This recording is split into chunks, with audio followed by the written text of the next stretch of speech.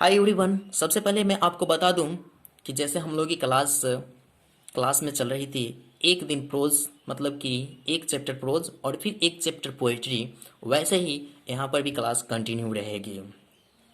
हम लोग प्रोज का एक चैप्टर फिनिश कर चुके थे। अब पोइट्री को हम लोग आगे की तरफ बढ़ाते हैं। हमारा पोइट्री का नेक्स्ट चैप्टर है सॉन्ग ऑफ माई सेल्फ, जो कि वाल्ट विटमैन के द्वारा लिखा गया है। वाल्ट विटमैन 1819 टू इनका जन्म 1819 ईस्वी में हुआ था और इनकी मृत्यु 1892 ईस्वी में हो गई थी। द पीपल्स पोएट, ये पीपल्स पोएट थे, is perhaps the most individualistic literary figure that America has ever produced. America ने इन्हें शायद साहित्यिक व्यक्तिगत के रूप में साचा है। He began working as a carpenter before his 12th birthday. 12वीं जन्मदिन के पूर्व ही इन्होंने कारपेंटर के रूप में काम करना प्रारंभ कर दिया था। He also worked as a printer, teacher, editor. इन्होंने प्रिंटर, टीचर, एडिटर के रूप में भी कार्य किया था। And was volunteer nurse during the civil war. और जब अमेरिका में गृह युद्ध चल रही थी तो गृह युद्ध के दौरान ये वॉलेंटियर नर्स का कार्य किया करते थे। वॉलेंटियर नर्स का मतलब कि अमेरिका में गृह युद्ध जब चल रही थी उस समय जो लोग घायल थे उसको ये सेवा करने का कार्य किया करते थे। Whitman's poetry, all of which is collected in leaves of grass. Whitman की जितनी भी कविताएं हैं वो सारी कविताएं लिप्स ऑफ ग्रास नामक बुक में संग्रहित है। Is known for its free rhymes and lack of rhyme, जो कि लय मुक्त एवं लय की कवि मतलब लय की कमी की वजह से जानी जाती है, अर्थात उसे मुक्ति बोध भी कहा जाता है। Whitman first published it at his own expense in 1855। Whitman जो है पहली बार अपनी खर्चों से 1855 ईस्वी में लिप्स ऑफ ग्रास को प्रकाशित किया था। उस समय टोटल लिप्स ऑफ ग्रास में 12 कविताएं शामिल थी। However, the free form of the poems and joyful dedication to importance of the individual were not well received at first। तो भी इनकी मुक्तिबोध कविताएं अमेरिकन वासी में अपना इम्प्रेशन नहीं बना पाया प्रारंभ में। इनफैक्ट वास्तव में हुआ क्या था, his collection of poems cost Whitman his job. इनकी कविताओं की संग्रह की वजह से बिटमैन को अपना अच्छी खासी क्लर्क की नौकरी को गंवाना पड़ा था। क्यों गंवाना पड़ा था, देखते आगे।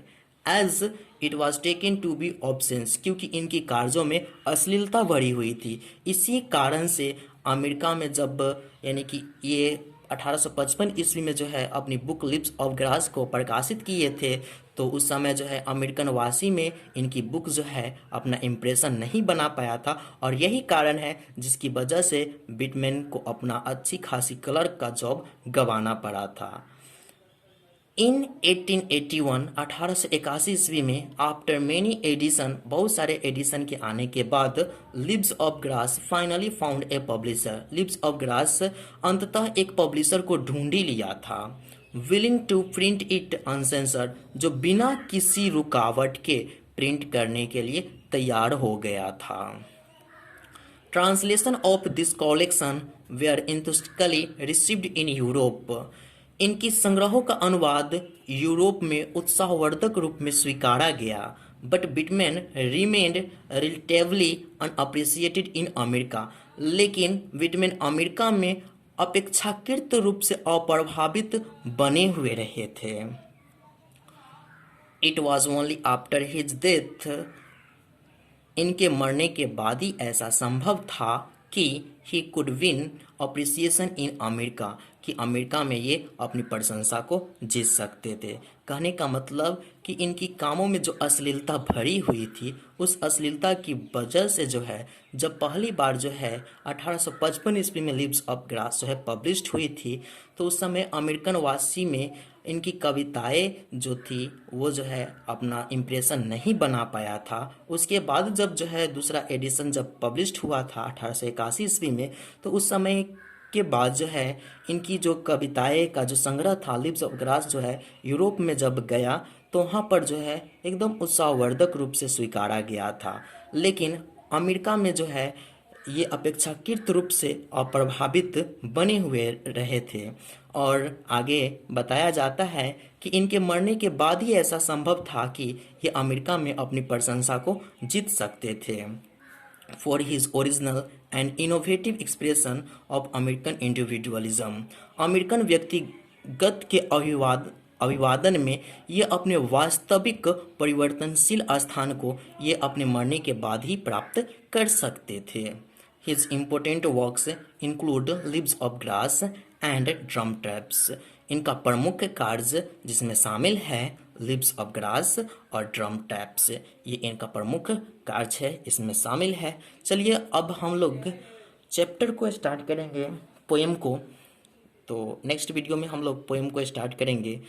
अब इसमें यदि आप लोगों को कुछ वर्ड प्रॉब्लम हो रही है तो वर्ड के लिए मैं आपको बता दूं, एक बार वर्ड को रिपीटेड कर देता हूं कि वर्ड क्या होती है। परहैप्स मिस होता है शायद, इंडिविजुअलिस्टिक मतलब होता है व्यक्तिगत, लिटरेरी मतलब होता है साहित्य और फिगर मतलब होता है आकृति।